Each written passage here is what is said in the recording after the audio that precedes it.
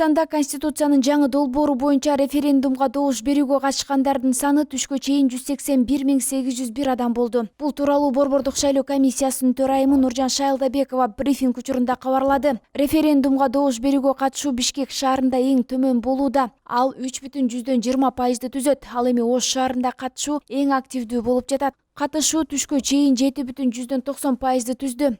Президент Садыр Жапаров жергиликтүү кеңештердин депутаттарын шайлоо жана референдум үчүн чоң арыктагы номер 53 шайлоо тилкесинде добуш берсе, премьер-министр Улукбек Марипов Бишкек шаарындагы 1032 шайлоо участогунда добушун берди. Конституциянын жаңы редакциясына байланыштуу жалпы элдик референдумга добуш бергендер 5%га жетти. Референдумга шайлоочулардын 30% добуш берсе, өттү деп эсептелет. 11 апрелде 448 кеңештин, анын ичинен 28 шаардык жана 420 айылдык кеңештин депутаттарын шайлоо өтүүдө. Ошондой эле президенттик башкарууга ыктаган Конституциянын жаңы долбоору референдумга коюлду.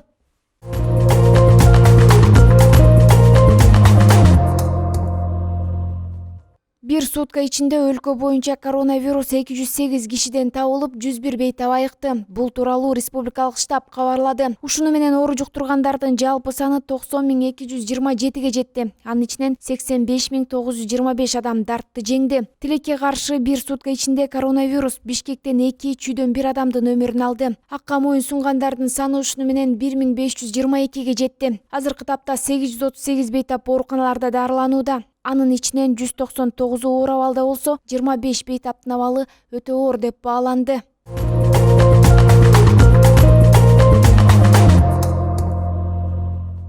Чүй облусунун Ысык Ата районуна караштуу Ивановка айылында күйөөсүн өлтүрүүгө шектелип 27 жаштагы аял кармалды. Бул тууралуу облустук милициядан билдиришти. Маалыматка ылайык 6 апрелде таңкы саат 10 чамасында Ивановка айылындагы үйлөрдүн биринен 34 жаштагы эркек кишинин сөөгү табылган. Сотко чейинки териштирүү башталып, натыйжада кылмышка шектүү катары маркумдун жубайы 27 жаштагы аял убактылуу кармоочу жайга киргизилди. Тергөө учурунда алынган маалымат боюнча каза болгон жаран мас болуп келип аялын сабаган. Жаңжал учурунда кылмышка шектүү аял күйөөсүн бир нече ирет балка менен башка чаапкан болгон далил буюмдарын чоң Чүй каналына ыргытып, туугандарына кетип калган. Азыр тергөө иштери уланууда.